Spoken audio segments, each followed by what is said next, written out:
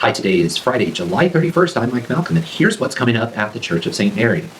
Happy anniversary once again to Father Jack Leeson, 25 years of priest. Thanks also to all the parishioners who sent him a note or a gift honoring his 25 years of priesthood. We couldn't ask for a better priest. Thanks, Father Jack.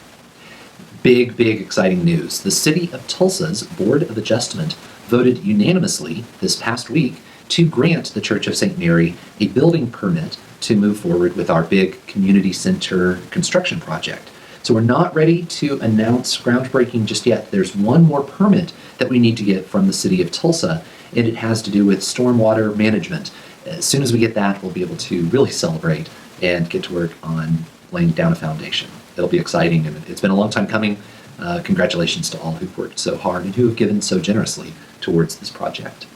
Now, hand in hand with the new community center is the Outreach Center. Our outreach ministry took advantage of its new location, even though we can't build a building on it yet because we lack the permits there, but we can give away water. So Jackie Fusco and her crew distributed water on a nice hot summer day very recently. Congratulations, Jackie. This is a milestone for outreach.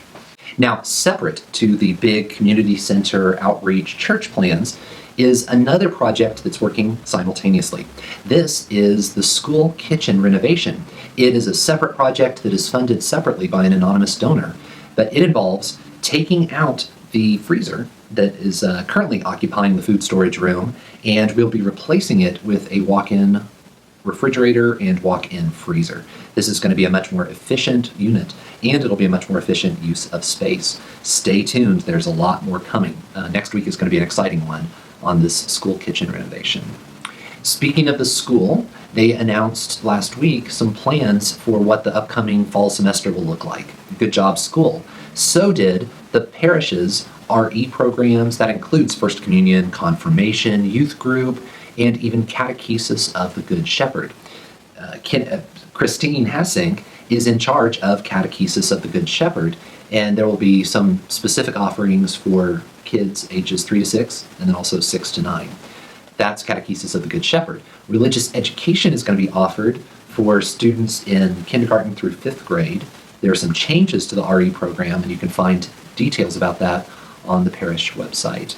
Youth group will look pretty much the same, although some of the activities will be impacted by COVID protocols. The important thing to note is that we're going to work really hard to keep everybody safe. And we'll be complying with all of the state and city and diocesan and parish and school protocols to keep everyone safe.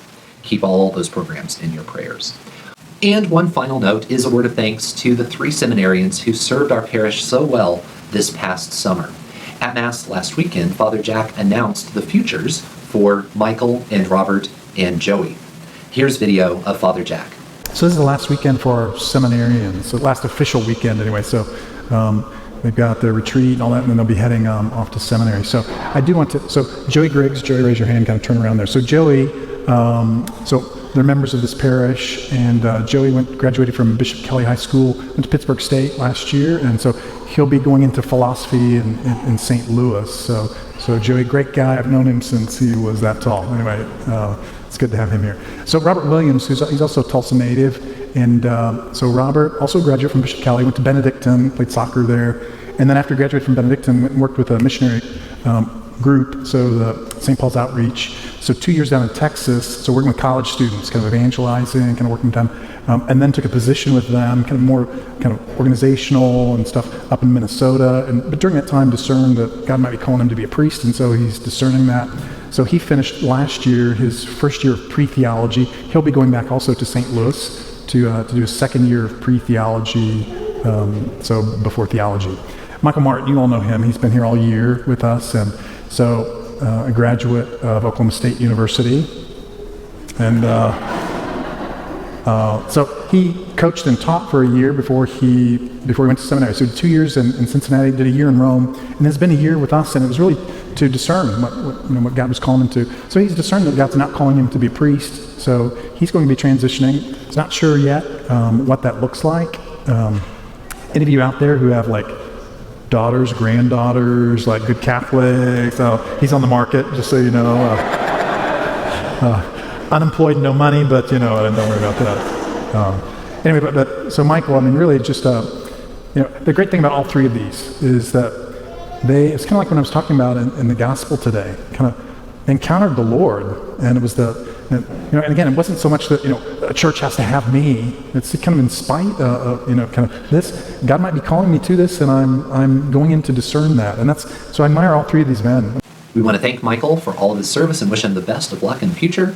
And also, we will wave goodbye to Robert and to Joey, who will be traveling up to Kenrick Seminary in St. Louis to begin studies, whatever that's going to look like when school begins this fall. Thank you, guys. Have a great weekend. I will hope to see you soon. Bye.